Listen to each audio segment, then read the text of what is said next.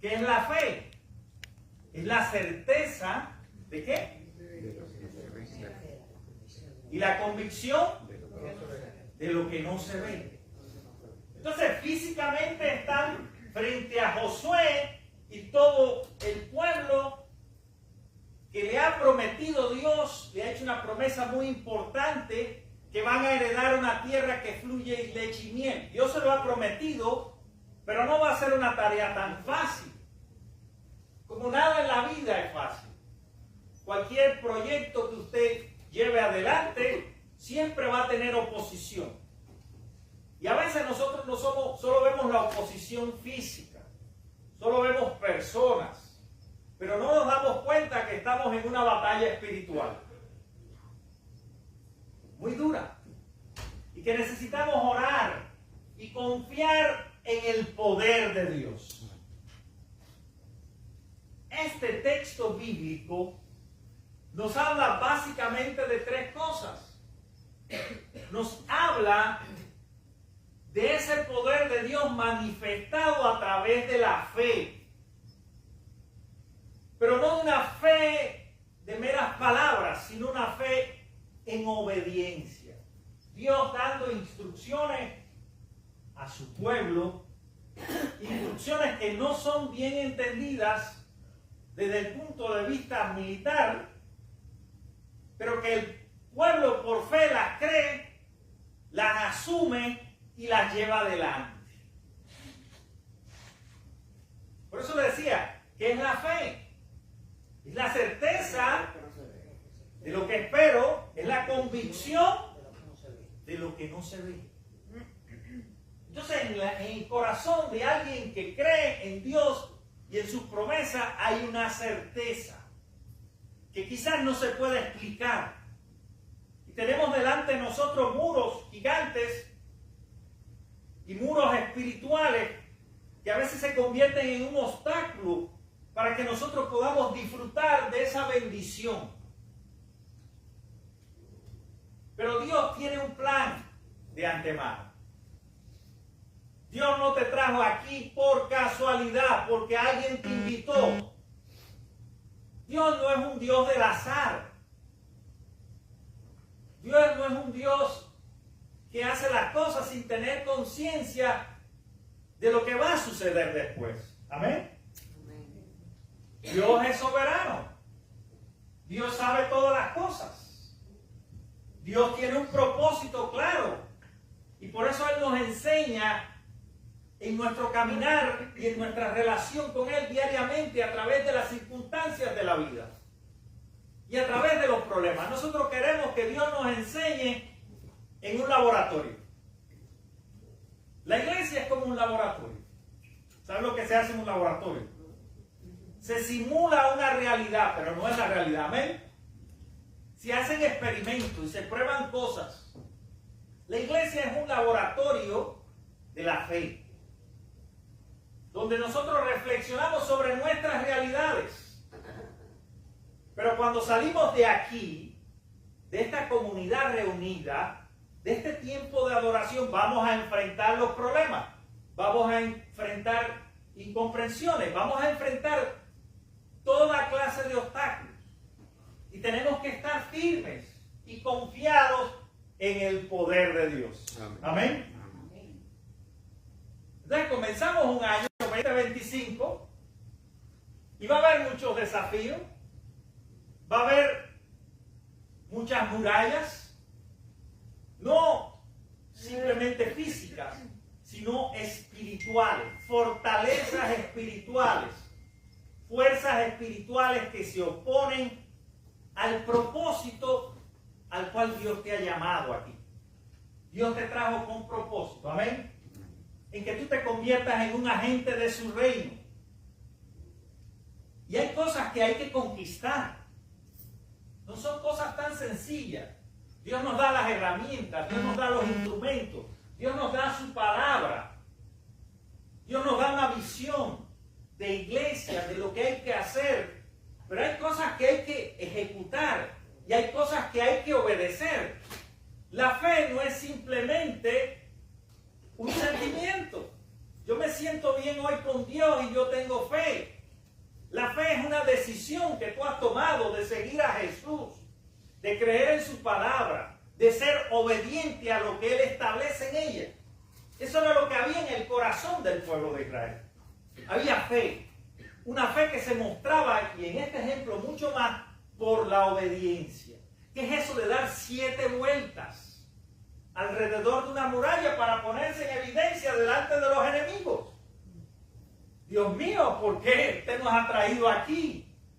¿Nunca se ha hecho esa pregunta cuando usted está metido en algún problema? Hay algo que está pasando y no encuentra, no ve el final del túnel, no ve la luz en el final del túnel y usted dice, Dios mío, ¿por qué me has traído aquí? Mira lo que tengo frente a mí. Y en diferentes ocasiones pueden ser murallas, pueden ser desiertos, puede ser cruzar el Jordán. ¿Cuántas cosas se presentaron en ese camino a la libertad? Y entonces el pueblo muchas veces se quejaba de Moisés, porque es más fácil quejarse del líder que asumir el compromiso que tú tienes con Dios. Porque el líder es un instrumento, es una guía. Entonces la gente se quejaba, oh Moisés, ¿por qué nos trajiste hasta aquí? Para que muramos de hambre, oh Moisés. Y constantemente se vivían quejando ante aquel líder que los había los había sacado de la esclavitud en Egipto. ¿No éramos más felices allá? Oigan la queja. Allá teníamos los calderos y las carnes y comíamos frente al río Nilo allí. Éramos felices. ¿Por qué me has traído hasta aquí? Se olvidaban que eran esclavos. Dios nos trajo aquí para traernos a Jesús y para liberarnos de todo eso que se convierte en un obstáculo para que nosotros cumplamos el propósito al cual Dios nos ha llamado en Cristo Jesús. Amén. Amén. Pero hay que dejarse guiar. Por eso Hebreo, que está hablando de la fe, no habla de una victoria militar. Por eso Hebreos, que está hablando de toda esa nube de testigos que han estado durante tantos años siendo guiados por Dios, hombres imperfectos todos ellos. Por eso Hebreos habla de esta manera, de esa hazaña, de ese milagro, porque más de que una hazaña militar fue un milagro de Dios. Y siempre que leamos la historia, aunque el papel del líder y del protagonista bíblico sea relevante, sea importante, no olvidemos que es Dios. Amén. Amén. El gran protagonista. No habla, y por eso cuando, por ejemplo, usted lee Hechos de los Apóstoles, eso es un mal subtítulo. No son Hechos de los Apóstoles, son los hechos del Espíritu Santo. Amén. Amén. Entonces una iglesia necesita de ese poder, necesita creer que Dios lo puede todo, que Dios es el Dios de lo imposible, porque mientras más pequeña sea nuestra fe, menos poder nosotros le concedemos a Dios para orar en nuestra vida. Entonces nuestras palabras dicen lo que hay en nuestro corazón. Amén. Amén. Y cada vez que venimos aquí y recibimos una palabra de Dios, debemos estar atentos. Dios me quiere decir algo profundo. Dios quiere decirme algo. Dios quiere tocar lo más sensible y áreas que todavía no han sido cambiadas. Dios quiere que sea yo obediente en algunos aspectos de mi vida que todavía no lo soy. Yo no sé cuál es tu problema, pero sí puedo orar por ti y sí puedo darte a conocer que hay una palabra de edificación y de conquista para este nuevo año. El Dios en que nosotros creemos no solo que es un Dios de poder y que promete cosas, es un Dios que las cumple. Amén. Amén. Cuando Él se traza un propósito, Él lo va a hacer en ti. Él lo va a hacer a través de su iglesia. Por eso la fe es el fundamento de esa relación con Dios. Y el pueblo de Israel demostró que tenía fe al seguir cada una de las instrucciones en detalle. Ustedes van a hacer, dice, rodearéis pues la ciudad, todos los hombres de guerra yendo alrededor de la ciudad una vez, y esto haréis durante 6 días. Ahí seguro la gente empezó a protestar, pero ¿cómo es eso? Y 7 sacerdotes llevarán 7 bocinas. Mira por qué esa insistencia en el número 7. ¿Sabe lo que significa el 7 en la cábala judía? Plenitud. Dios mismo. La imperfección es el 6. Por eso el número de la bestia es el 666. Pero el 7 es plenitud. Es Dios. Es lo divino. Es el milagro ocurriendo en la vida de un pueblo que ha creído en su Dios. Aquel que lo sacó de la esclavitud de Egipto y le ha dicho: ustedes van a tener una tierra que fluye leche y miel, pero tienen que conquistarla. La fe tiene que activarse, porque si no se activa la fe, el poder de Dios no se manifiesta en tu vida y en la vida de una congregación. Fe y obras no pueden ir separadas. La fe nos mueve a actuar, pero si tengo fe, ¿cómo es posible que yo no pueda obrar conforme a lo que Dios me enseña en su palabra? ¿Qué fe es esa? Entonces, al 7º día los sacerdotes tocaron las trompetas y Josué dijo al pueblo: gritad, porque Jehová os ha entregado la ciudad. Es Dios quien te va a entregar la ciudad, el lugar de conquista. El problema que tienes, el desafío que enfrenta, la muralla que hay que superar, Dios lo va a poner en tus manos. Es pan comido. Dios le está diciendo: mira, eso que tú creías que era un gran problema insuperable en tu vida, en tu familia o en tu iglesia, ahora Dios milagrosamente, pero por tu fe y por tu obediencia, lo va a hacer. Y a veces cuando Dios obra de tal manera, nosotros quedamos sorprendidos. Y decimos: ¿cómo es eso? Dios mío, yo no esperaba que esto fuera tan fácil de resolver. ¿Nunca le ha pasado eso? Que ha tenido un gran problema y usted pensaba que ese problema no tenía solución y pasaron por tu mente un montón de cosas. Y en un abrir y cerrar de ojos, cuando menos tú lo esperabas, y de quien menos tú lo esperabas, el problema se resuelve. Amén. Y entonces, humanamente, nosotros buscamos una explicación. Pero lo que hemos creído en los milagros y en las promesas de Dios, sabemos que la mano de Dios está detrás de la solución de cada uno de tus problemas y necesidades en la vida. Amén. Entonces, es muy importante la obediencia a lo que Dios nos enseña, aunque nos parezcan extrañas. Los israelitas siguieron las órdenes de marchar alrededor de la ciudad y tocar las trompetas, demostrando su confianza en el plan divino. Entonces, hay que estar en sintonía con Dios. Y la oración es fundamental, mi querido hermano. No hay otra manera de relacionarnos con Dios directamente. Dios nos va a hablar directamente al corazón. Y no solo oramos para pedirle cosas, no solo oramos para interceder, que todo eso es bueno y útil. Oramos para establecer una relación de confianza que nos permita entender cuál es el plan divino, cuál es su voluntad para mi vida, para mi iglesia, para mi familia. Por eso oramos. No para que Dios obre conforme a lo que yo creo. Oramos para conocer su voluntad.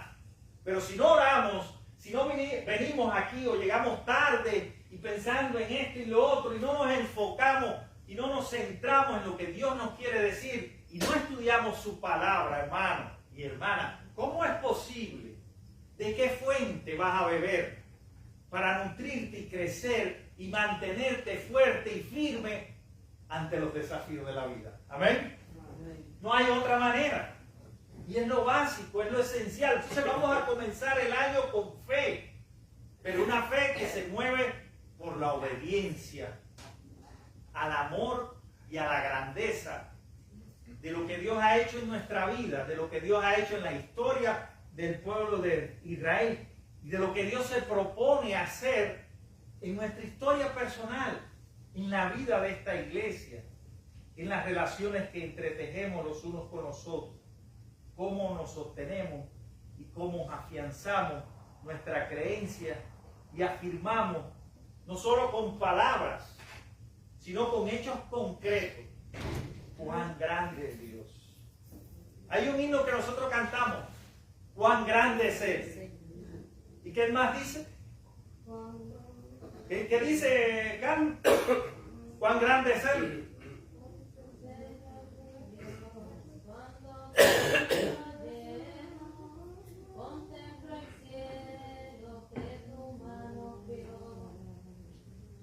¿Qué más?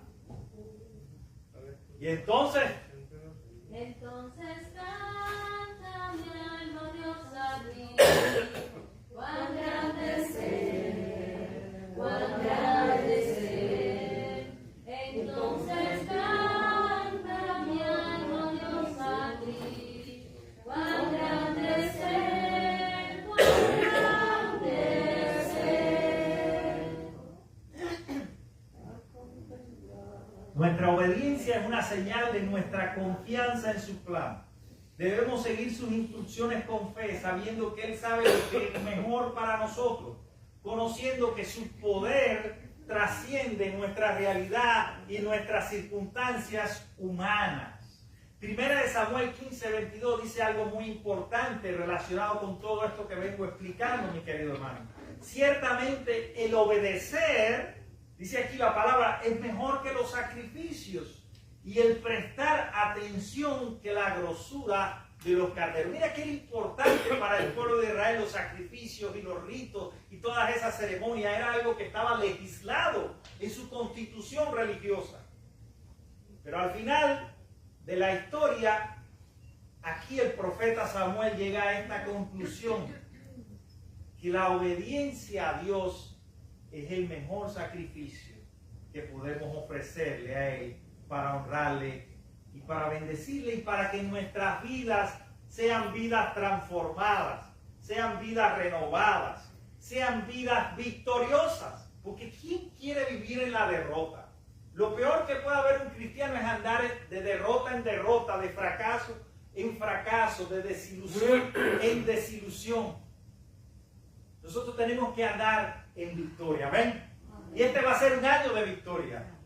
Pero tenemos que creerlo. No es que lo dijo el pastor, no, es que yo tengo que creerlo firmemente. Dios me va a dar la conquista de aquello que yo había perdido. Amén. Amén. Dios me va a ayudar a que esos muros caigan. Están frente a mí, no sé cómo lo va a hacer, pero Dios va a derribar esas murallas, porque no son físicas, no son personas, no son circunstancias, son fuerzas espirituales que se oponen al plan de Dios. Y Dios la va a destruir. Dios lo va a hacer de una manera que te vas a quedar asombrado de la manera en que Dios obra aún en estos tiempos. Pero tenemos que creerlo, mis queridos hermanos. Tenemos que creer en los milagros. Últimamente la religión cristiana se ha vuelto una religión muy intelectualizada, muy racionalizada. Han seguido la línea de pensamiento de Descartes en el racionalismo.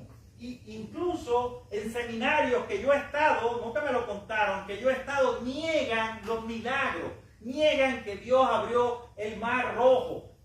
Eso es lo que están enseñando en muchas de las universidades teológicas, como si hubiera una evidencia palpable y 100% segura de lo que están diciendo. Yo lo que hago es reírme de todo eso, porque están negando al final. Es más complicado la explicación que ellos dan que el milagro en sí. Amén. Amén. Dios es el creador. Entonces, si partimos de que Dios es el creador, si no, tenemos que negar eso.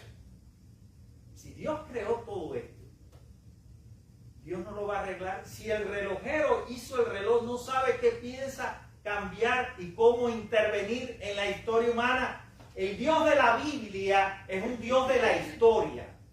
Es un Dios de milagro, es un Dios de poder, es un Dios de amor, pero es un Dios que tiene poder para cambiar las realidades. Cambió la realidad de aquel pueblo, la cambió en Egipto, la cambió en Babilonia, la cambia aquí en este pasaje en Jericó y la puede cambiar en tu vida, pero solamente tienes que tener fe, creer que Él existe y que tiene poder para transformar cualquier realidad en tu vida. Entonces, dice Efesios 3:20, y aquel que es poderoso para hacer todas las cosas, mucho más abundantemente de lo que pedimos o entendemos. O sea que, más allá de nuestra comprensión, más allá de nuestros límites, más allá incluso de nuestras peticiones, Dios va a obrar en tu vida, en la vida de la familia y en la vida de la iglesia, de manera que vas a quedar con la boca abierta, asombrado, diciendo, gloria a Dios, aleluya. Mira lo que Dios es capaz de hacer en la vida de las personas. Por eso el llamado, mi querido hermano, es a confiar en ese poder. Amén. Amén. A confiar que de la misma manera que cayeron los muros de Jericó, así también van a caer delante de ti todos esos muros y todo lo que se opone al propósito espiritual de traer prosperidad a tu alma, bendición a tu vida y a tu familia y a tu iglesia. Amén. Amén. Así que en esta hora vamos a orar a ese Dios grande y poderoso que nos asombra a diario. A veces con grandes eventos y acciones, pero a veces también con cosas pequeñas y sencillas de la vida que la damos por sentada y que no le damos el valor que ellas realmente tienen. Vamos a orar a ese Dios, porque Dios puede sanar tu corazón, porque Dios puede sanar tu cuerpo enfermo, porque Dios es capaz de hacer milagros, porque Dios levantó a los paralíticos. En ese Dios que se manifestó en Jesús, nosotros creemos, hermano. Es ese Dios, es el mismo Dios. Es el mismo Dios ayer, hoy y siempre. No le quitemos poder, no le restemos grandeza. Todo lo contrario. Hablemos, testimoniemos constantemente de cuán grande es Dios. Para que ese himno que cantamos hace años cobre significado y traiga vida a tu corazón, a la vida de tu familia y a la vida de la iglesia.